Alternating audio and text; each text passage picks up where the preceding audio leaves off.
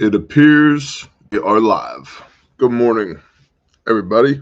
I'm Bear from the internet, and we're going to have maybe a slightly different conversation today.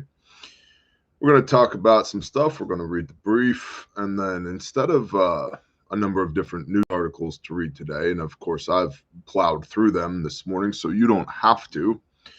We're going to talk about grid down and the implications of grid down and some recommendations for what I think everybody within the sound of my voice should be doing so that you don't get caught with your pants around your ankles if/when the grid goes away. Sound good? Ontario Preparedness and Bushcraft. Shalom, brother. 5x5. Appreciate you. Cool. All right. You guys know how this goes. It is the 15th of January, 2024. Somehow we've made it through 2 weeks already. And what? Yeah, baby, it'd be like that. It's 8 degrees outside. You could use that hot water over there. Also, snow day. So if you hear a tiny person in the background, apologies. Dad stuff trumps internet stuff. But we'll do our best. Bear Independent Brief, 15 January 2024. Here's an announcement no one needs. Much of the U.S. is being pummeled with severe winter weather. As of Saturday night, the National Weather Service noted that 44 million people were under a winter weather advisory, 29 million under a wind chill warning, and 18 million under a winter storm warning, and 64 million under a winter chill advisory. An icy blast from the Arctic has swept across the south, the east, and the central United States. That's us. Us too. We're here. Camera, focus. You know what? Who cares? If you watch this show to see what I look like, you might have a couple of screws loose. It'll figure it out. An icy blast from the Arctic has swept across the south, the east, and the central United States, and a storm struck both central and eastern United States, creating everything from blizzard conditions to coastal flooding. Ice and wind have created a risk of blinding snow squalls across the Northeast. Impactful power outages have occurred in multiple areas around the country, and slick roads are endangering travelers. Even a fallen tree killed a man in his home just outside of Portland, and an RV caught fire as 4 people tried to warm themselves with the stove. That's kind of a big deal. The fallen tree, that, I'm a tree guy. That just happens, unfortunately. Also, pro tip, don't have trees right up next to your house because sometimes they fall over and can hurt you. And also forest fires are a thing in your area. You don't want that fuel load right next to your house. So trees away from the house. Road-related hazards are significantly widespread. On X, formerly Twitter, Portland police said that the closed roads were, quote, too many to even list during the widespread flooding. In Iowa, where wind chills have reached minus 45 degrees Fahrenheit, the state patrol has received 86 crash reports and 535 motorist assist calls. With another round of snow expected overnight Monday in Pennsylvania, the morning commute is expected to be hazardous for the residents there. Now, I myself am in the grips of an eastern Oklahoma blizzard. We've accumulated damn near 1.5 inches of snow. And as such, my prediction is that the roads and therefore the schools will be closed here at least until Wednesday. Now, Kim, are you going to focus? Can I make you focus? There we go. When you're born and raised in upstate New York, 1.5 inches of snow is laughable. And New York is terrible at a lot of things. But at least when I was there, they weren't terrible at snow removal. And the Department of Transportation had more trucks with sanders and salt spreaders and snow plows on them than a man could shake a stick at. And there were many days that I spent in the cab of my F-350 or in the cab of my F-800 plowing snow over and over and over again.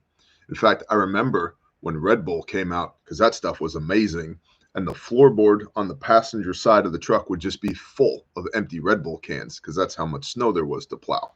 48 to 72 hours of just plowing snow. They don't do things like that here in Oklahoma, and that's okay.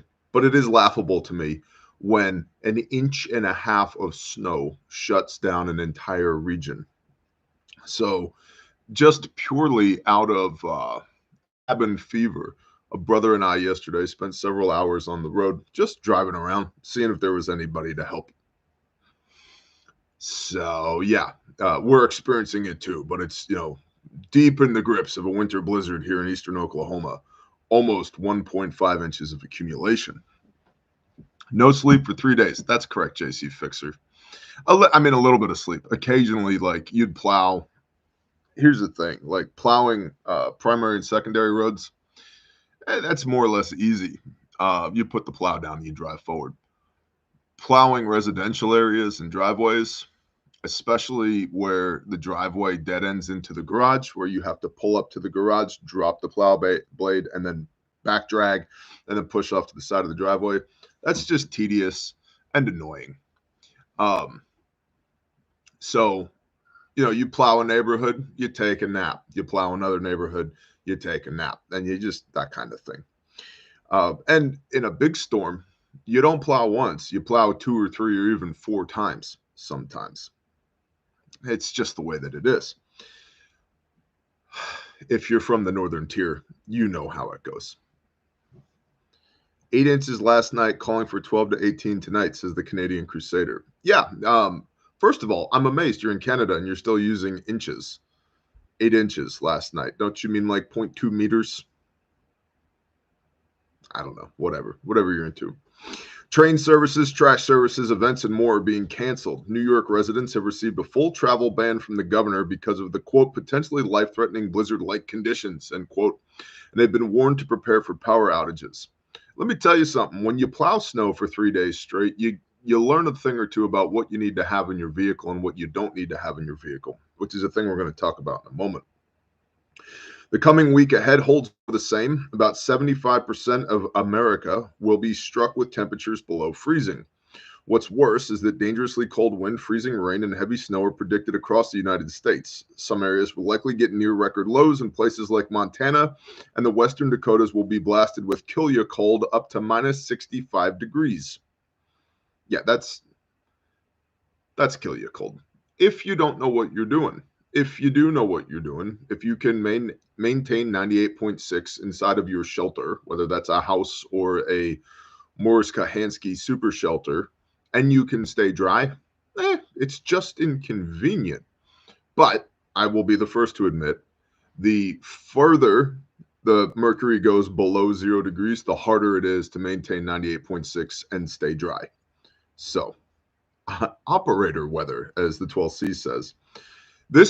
So snow on the ground is a great time for, in my opinion, in my experience, for hunting, because you can see once the animals start moving again, once the snow stops falling and they start moving again, you can see everywhere they've been moving.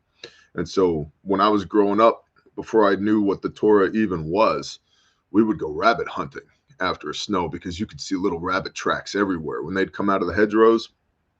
And in the agricultural areas of upstate New York, the hedgerows in between fields, dude, it was nothing to shoot at least 50 rabbits in a morning. And sometimes that number was closer to 100. With just like 3 dudes, a couple of dogs, and just pockets full of shotgun shells. Rally around the family, pocket full of shells. By the way, the hypocrisy of Rage Against the Machine, far left liberal douchebags now. Yeah, like you are the machine, bro. You've become the machine. But whatever. Aside from the treacherous travel conditions, power outages, and the dangerously low temperatures, please be mindful of the one killer that keeps on killing: carbon monoxide poisoning. Consumer Energy, a utility company from Michigan, warned in a statement, quote, never use a generator in an attached garage, basement, enclosed patio, or near any air intakes. And that's for my off-grid peeps as well. Generator far enough from the house that you're not breathing the off gas, please. Doing so could cause a generator to produce hazardous levels of carbon monoxide, an odorless, colorless, and deadly gas. Family email said #1 wintertime killer in my state. Yeah, carbon dioxide. Or carbon monoxide, rather. So, things to be aware of. That's the brief for today. It is Martin Luther King Day. So we could wax poetic on Martin Luther King, and maybe we should for a moment, just for the man's memory. We could go to the Constitution. We hold these truths to be self-evident that all men are created equal and endowed by their Creator with certain inalienable rights. And Martin Luther King did a pretty good job of furthering those certain inalienable rights for a lot of people. And he was killed by the establishment because they didn't like what he had to say. And he was not a perfect man. It appears that he absolutely was sleeping around with some members of his church and his staff. But find me a perfect man in today's world. He had conviction and he believed strongly in the Creator and in his purpose on earth for unification of all mankind. There's something to that. And this might be hard to ascertain, but I have zero, that I can tell, zero African blood in me. I'm a quarter Native American. My granddaddy was full blood, but I'm also half German, which is why I happen to have a beard.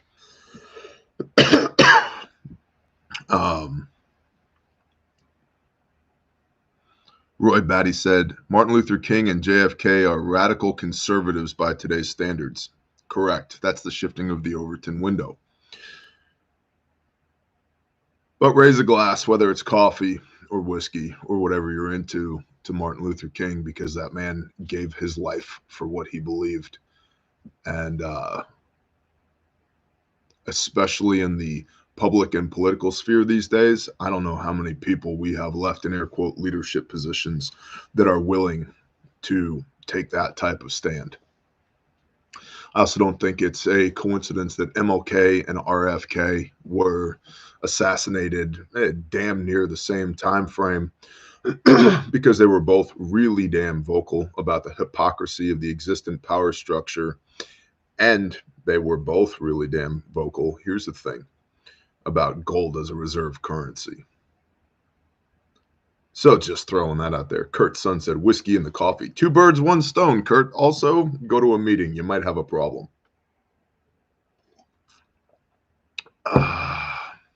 Fun fact, no one really says we got 25 centimeters. One would say 10 inches. Yeah, imperial system for the win. All right, guys, it's winter. For those who are unaware, regarding the fact that it's winter, I have a link from our friends at Sanctified Supply Co. that I am going to share with you all in the chat. Please give me a moment to find it. I'm not super high speed this morning.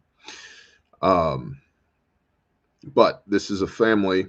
I don't know these people, but it is a friend of a friend, and they are their house burnt down, and they lost everything, including their family pets. And so, if the spirit moves you, if you want to throw them a $5 bill, go for it. I'm posting in the chat now. The Blue Wrenches can grab the link and repost. This is a GoFundMe for this family who lost everything in a house fire. And if you feel so moved by the spirit, there's the link. Go where the spirit leads. For those that are unaware, I have experienced catastrophic loss due to fire, and it sucks. And it is one of the most overlooked preps. Now, for those that are unaware who aren't tracking, we're shifting from the written brief to me opining and editorializing now on power outages, grid instability, house fires, car systems, car preps, all of that. Okay, cool.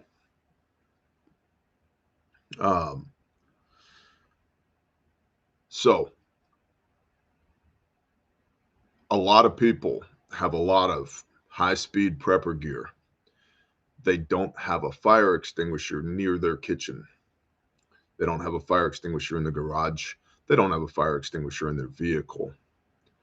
Guys, for $100, you can buy 3 fire extinguishers and put one near your kitchen, one near your garage or mechanical room, and one in your vehicle. And that will absolutely save somebody's life. It will also absolutely prevent you a world of hurt. I was party to a $1.4 million loss because of a shop fire for the business that I was helping to run before we left Texas and came to Oklahoma. And it sucked. There's no other way to say it than it sucked. So, and we have, Grindstone has worked several house fires. Easily preventable. So if you don't, and here, why near the kitchen, not in the kitchen? Because the kitchen statistically is one of the highest likelihood places to be on fire in your house. And if you have to go through the fire to get to the fire extinguisher, you're probably not going to get it. So have a fire extinguisher near the kitchen. I have a 5-pound fire extinguisher right there, right outside my front door on the front porch, because I can get to it. If the fire's on the outside of the house, it's right there. If the fire's on the inside of the house, it's 25 feet away. Have another one on the back porch. We don't have a garage or a mechanical room because this house was built by people who didn't know how to build a house, which is why I'm building another one in the front yard. And then I run fire extinguishers. We have used fire extinguishers from my truck on grindstone deployments because things catch on fire, especially after a tornado or a hurricane where there's should be dead, but sometimes are live power lines laying around all over the place. And so to that point, if you're ever in a storm, and this should be logical, but people violate logic all the time. If you're ever in a storm, tornado, hurricane, high winds, ice storm, whatever, and you see power lines on the ground, do not, I repeat, do not walk on them, drive over them, touch them, track your heavy equipment over the top of them, any of that, until you have 100% confirmed that they are down and they are dead. And then my protocol is when the power company comes and cuts those conductors off of the power line, then we're good. Here's why. Because sporadic re-energization of the distribution grid, the small poles and small wires that are around your neighborhood, your community, your town, your whatever, that happens all the time as that grid structure, infrastructure is being rebuilt all the time. So it was dead. And then for a moment, it wasn't dead. But the engineer from the power company said, oh, this whole circuit's off. Don't worry about it. Okay, well, when you cut that wire off of that pole, now I don't care because there's no connection to the transformers. There's no connection back to the grid. Good to go. So backfeeding is the real deal. That's correct, Ohio Patriot. That's another thing. If you have somebody who has their own backup generation and they don't have a disconnect switch, grid goes down, poles snapped in half, whatever. You fire up your generator and you're backfeeding your panel with your generator, which is entirely possible to do. And there's a right way and a wrong way to do it, but you haven't disconnected from the grid. Say you've got 14.4, we'll just go 2400 volt. 2400 volt low voltage distribution in your neighborhood. Okay. And so it comes in 2400 volts on the pole and it goes through a transformer, steps it down to 240 single phase into your house. And it comes into the house, powers all your, your CIA spy devices and your light bulbs and all that other crap. Well, the inverse is true as well. When you backfeed your panel, if you're not disconnected from the grid, it comes from the generator through the panel, up your weatherhead, out your distribution or your your service drop, up into the transformer on the pole, 240 going into the one side of the transformer, and it comes back out the other side, 2400 volts. That would be lower amperage because your generator is tiny compared to what the grid uses, but it's still 2400 volts, and it only takes 6 milliamps across your heart, 6 thousandths of an amp across your heart to kill you. And so you could be backfeeding the grid, and somebody touches that wire that's supposed to be dead because it's not being powered by the grid, and they die. So you want to be really, really, really careful about electricity, fire, electricity, all of that. If you're going to backfeed your panel, you need a mechanical disconnect in between you and the grid, whether that's a disconnect switch or it's pulling the meter out of the meter base. By the way, if you've never pulled a meter before, today's not the day to learn. It's very simple, but if you don't have hot gloves, congratulations, you're a casualty. So power outages, grid instability is the thing that I really wanted to touch on today. For those that don't know, I have a background in power construction. I grew up in it. My old man owned a company that built telecom and power infrastructure. And so literally some of my earliest memories are plowing in fiber optic cable on a John Deere 850 with an 11-foot vibratory plow, Tico vibratory plow, real carrier on the front, fair leads over the top of the machine, ditch witches and backhoes, track hose and digger trucks, Pitman polecats and Telstra T40C bucket trucks running cable and all that stuff. That's how I grew up. And then I got into the power industry at a very young age because at, look, how old was I?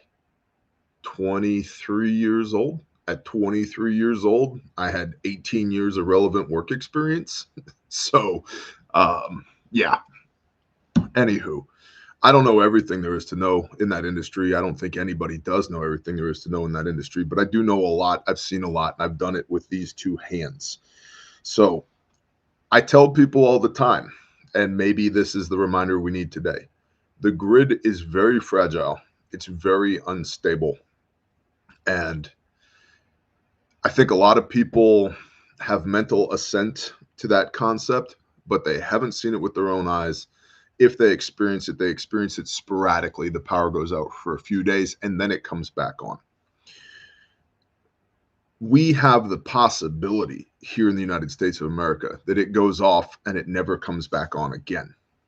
Or if it does, it takes years to get it back on again. One absolutely horrendous statistic is that from a cold start, meaning there's no electrons flowing at all, from a cold start, it could take 2 to 7 years. 2 to 7 years to restart the national grid. Okay.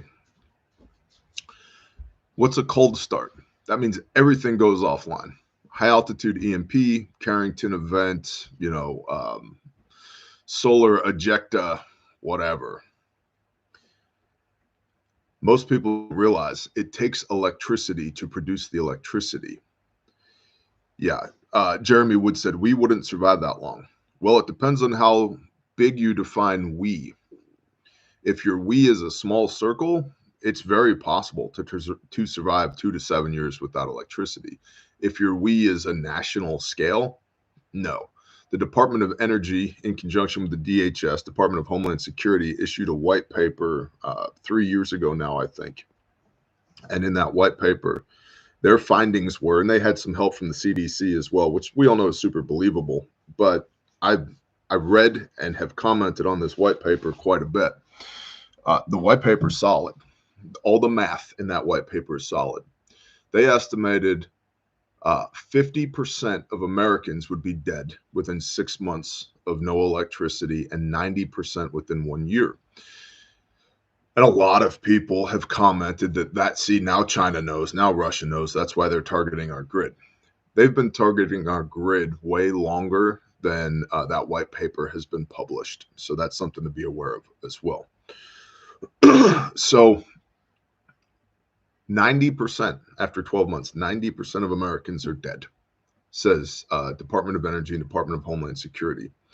Even if they're only 50% right, right? They're off by an order of magnitude. Okay, that's still a huge amount of people. Cold start. It takes energy to make the grid make energy. all major power plants all have their own smaller fossil fuel powered power plant at the major power plant, whether this is coal or especially nuclear, natural gas. They all have minimum like a 40 kilowatt power plant there in order to be able to produce their own power to operate the systems that operate the plant to be able to make the plant make power. Every single wind turbine and every single solar array is backfed with at least 240 single phase. In some cases, it's 483 phase in order to make each individual component within that circuit operate. When you put wind turbines in, like if you've ever seen a wind farm, they are ganged up 10 to 14 turbines on a circuit. And so a circuit just means just like you have multiple lights and switches and outlets in your house on one circuit that's on one piece of Romex that runs back on what's called a home run into your panel. Same thing. You have multiple wind turbines that are all ganged up, sharing the same, it's called a collection circuit, the same wires that take the energy produced by those wind turbines back underground on the collection circuit, back to the substation, collection station that's there on the turbine farm, which then pushes it through a gigantic transformer, the vast majority of which are produced overseas, the vast majority of which have lead times of at least 24 months. And then it comes out of that giant transformer and goes overland, typically, using aerial transmission to wherever the market is, wherever that power is going to be sold. And so each one of those circuits that has 10 to 14 wind turbines on it is backfed with power that's coming in from the grid in order to be able to run the PLCs, programmable logic controllers, all the computers inside of those things that tell them how to operate, all the systems, SCADA systems, system controls and data acquisition, the MET towers, meteorological towers that produce the data using anemometers or air quote weather vanes that pull the data in that tell the turbines how to operate, where to turn into the wind, how to pitch their blades, et cetera, et cetera. So no electricity coming in, those things don't work. And so that's a cold start on the grid. There's no power anywhere. It would take 2 to 7 years to get the grid back up. The reason I bring this up is that a lot of people prepare for what they can fathom. They don't prepare beyond what they're capable of stomaching. Pastor Joe Fox of Viking Preparedness has a saying that's wonderful. Contemplate the unthinkable. Think about the worst possible scenario, and then think about what you would do about it. And here's the thing. The grid going away, in my personal experience, is not an if, it is a when. The number one enemy to the United States grid, the number one enemy, it's not China, it's not Russia, it's rust. It's rust. It's old, y'all. It's old. It's infrastructure and it's failing. It cost, when I was doing this, and I'm sure the costs have only gone up, thanks World Economic Forum, $10 million per mile of aerial construction and $100 million per mile subsurface transmission. I'm sorry, those numbers are wrong. $1 million a mile aerial construction and $10 million subsurface. So if you want to run a 200-mile, and this was 15 years ago, you want to run a 200-mile transmission line aerial, towers with wires in the sky. It's 200 miles. It's $200 million. To refit the existing grid is trillions of dollars. Trillions of dollars. So it's not if it goes away, it's when it goes away. Also, a thing that you might not know, The trades, including electricians, and there are many different types of electricians. The electrician that wires your home is very different than the electrician that wires a substation. Okay. But electricians, amongst many other tradespeople, uh, recruitment numbers are down, folks, because children don't want to go outside when it's 8 degrees and the wind's blowing, so it feels like negative 30 and there's snow on the ground to go to work. They'd rather be stuck inside their house, playing on their rectangle, doing whatever. And so, staff that is qualified to operate and maintain the grid, there's far fewer of them.